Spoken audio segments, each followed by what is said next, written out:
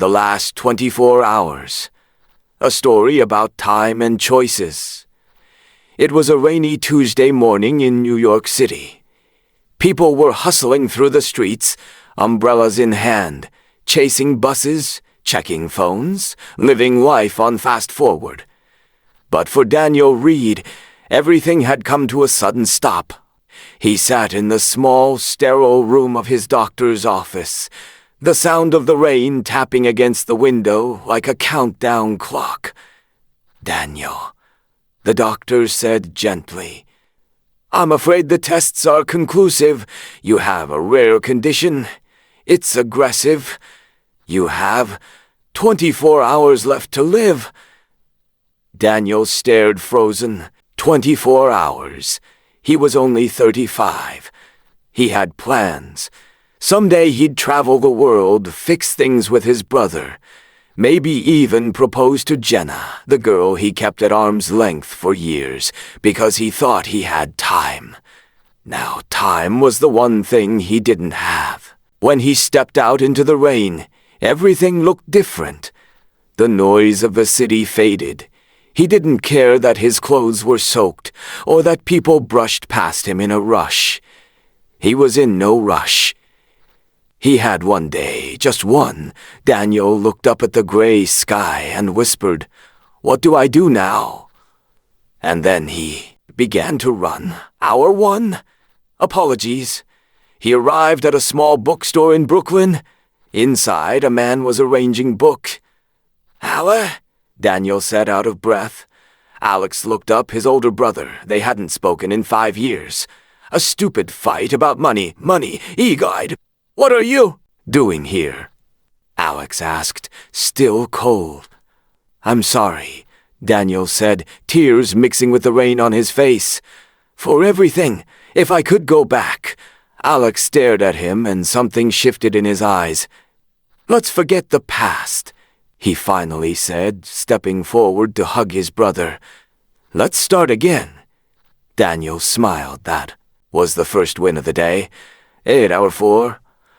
The girl who waited. Jenna. She was painting in her small studio surrounded by canvas of places Daniel always said they'd Paris, Kyoto, Santorini, play. She stood in the doorway, silent, just watch. "Her?" "Daniel," she said, surprised. "I'm sorry I wasted your time," he said. "You were always waiting for me to be ready. I was just afraid." Tears welled up in her eyes. "Why now?" "Because now is all I have," he said. He knelt, pulled out a tiny velvet box from his pocket. "Marry me, even if it's just for a day." She nodded, sobbing. It is hour 8. The small things. They walked through Central Park holding hands. Daniel watched children chase pigeons. He bought a pretzel from a street cart, took a photo with a mime, and fed ducks by the lake. He laughed like he hadn't in years. He stopped a street musician and asked to borrow his guitar.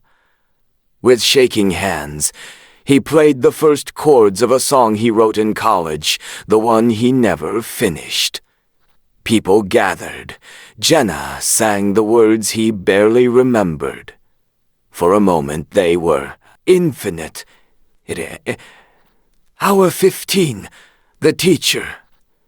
At midnight, Daniel visited a small apartment in the Bronx. An old woman opened the door, his high school English teacher, Miss Carter. She looked shocked, but smiled. "You remembered me," she said.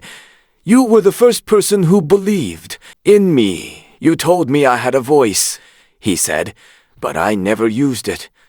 "You still can," she said softly. "Even one sentence can change a life." He recorded a video message before he left. One final story for the world. Hour 21. The rooftop. Daniel and Jenna stood on a rooftop watching the sunrise over the city. The sky was painted in oranges and pinks. "I wasted so much time," he whispered. on fear, on things that didn't matter if I had just lived every day like today. You still gave today everything, she said. And that matters, hour 24.